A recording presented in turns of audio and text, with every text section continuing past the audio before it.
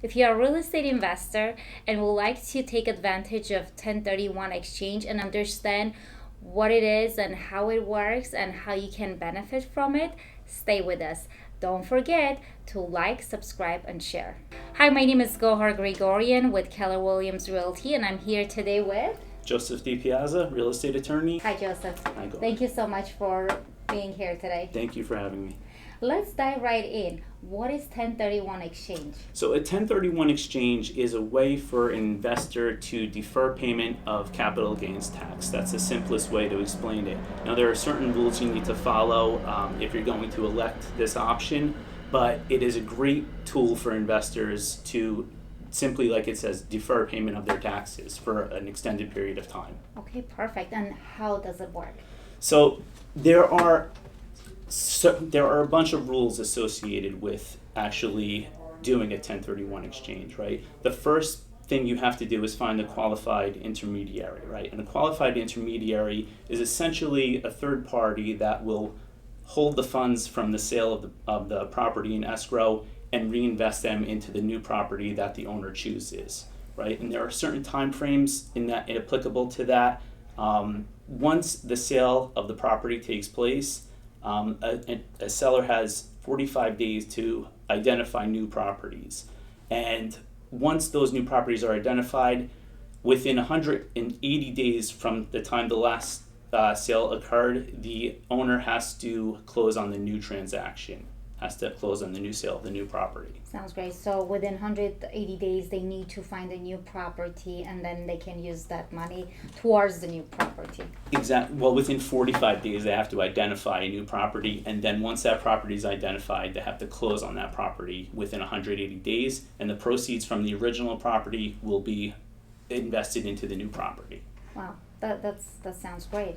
Sure. So, and the benefit of that is, again, that if the seller just closed on the transaction and received the funds, he or she may have to pay the applicable capital gains tax on that property, whereas with this tool, they are allowed to invest it into another property without paying any tax. Let me ask you a question. Sure. So one of my clients, for example, right, they had a property here, they're closing very soon, and they're gonna have about $350,000 gain on this property. If they go ahead and buy a property within 45 days, they will not be paying taxes on it, right?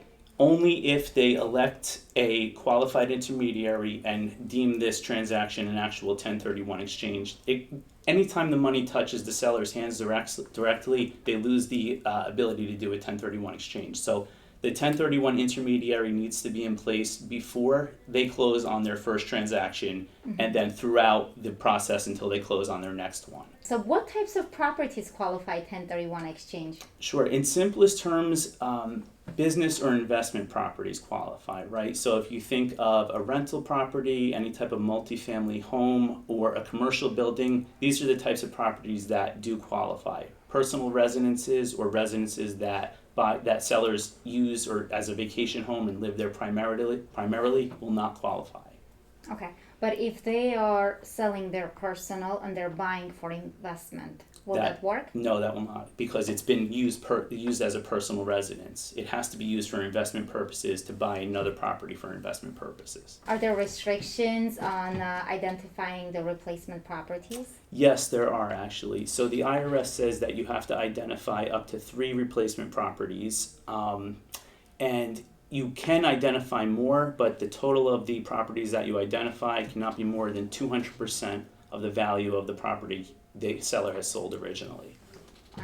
Okay, so they need to do their homework. In other words, it cannot be after. Correct, yeah. It's really, the more planning that goes into it, the smoother the transaction will be. So it is very important to, for an investor, if they're thinking about doing anything like this, to reach out to an attorney right before this whole thing starts. Absolutely. Ideally, you would want your investor to reach out to an attorney and have a discussion even before the property is listed, if that's possible. Although we can facilitate it during the transaction, but the sooner the better, correct? Okay. And when I say reach out to an attorney, any professional, an attorney, a CPA, or I sometimes put my clients directly in touch with the 1031 intermediary to ask any more questions they may have. So the other questions that we hear a lot from our investors is that can we do partial investment? Can we use some of the money on reinvesting it and do the rest of it something else? So the answer to that is if you're going to do any type of partial exemption, you're not going to qualify for the full deferment of the capital gains, right? So it may be set up in such a way that there will be some partial tax due. But ideally, if you're going to be using a 1031 and financing payment of a 1031 intermediary, you would want to try to qualify for the entire deferment. Can the client use 1031 exchange for international properties? They sell their property here, they have capital gain, and they take that gain and buy, in a different country. So the answer to that is no. This is specifically based on the Internal Revenue Service guidelines, so it's only for United States properties and properties located in this country. So can our clients do 1031 exchange more than one time, or it's a one-time thing? No, absolutely. You could do it several times during the course of your investment, right? There's no limit on the amount of times you could do it, but every time a seller does it, they have to follow all of the guidelines that are in place that we have discussed. Absolutely. And if you're working with the right attorney, they know how to guide you. Precisely. So Joseph, you told us about the time frame, that it's important that they need to follow some guidelines and their specific time frame. What happens if they don't, follow the timeline and they don't apply on time? What happens? So that's a great question. Essentially, what would happen is the transaction, the ability to conduct a 1031 exchange would be lost because the IRS is very strict with their deadlines. So if a seller for example, misses that 45-day identification period in the beginning, that would result in a nullification of a 1031. And if they don't close on a new property within 180 days following the sale of the relinquished property, that would also lose the ability to do a 1031. So that's very important to follow the timelines. Otherwise, Very all strict. that work that you're trying to do can just, go Absolutely. for nothing. Okay. Absolutely. If you're a real estate investor and would like to get more information how to defer your taxes when you are selling your property, please click the link below and we'll see you on the other side. Don't forget to like, subscribe, and share.